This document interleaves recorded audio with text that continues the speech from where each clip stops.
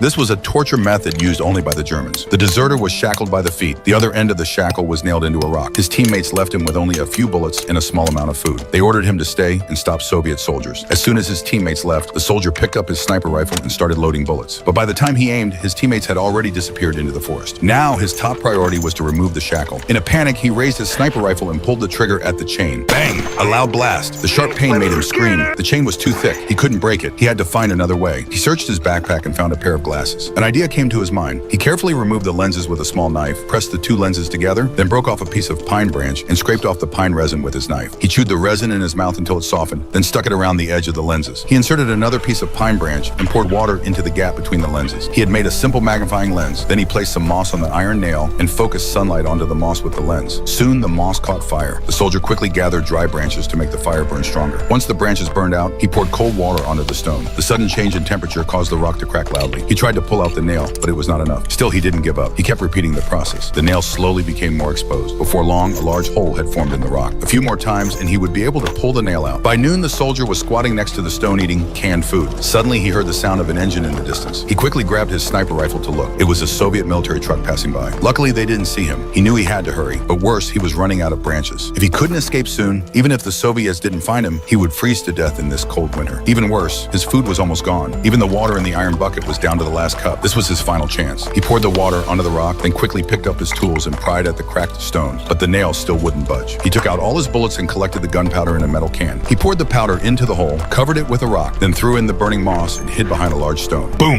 The gunpowder exploded with white smoke. He quickly got up to check, but the nail still wouldn't move. Frustrated, he kicked the nail twice in anger. It still didn't move. Then he used his gun strap to hook onto a distant rock. He grabbed the rock with both hands and smashed it against the nail. From day to night, he kept striking it. His hands were covered in blisters. Finally, he tried again. The nail started to loosen. With one strong pull, he yanked the nail out. He was finally free.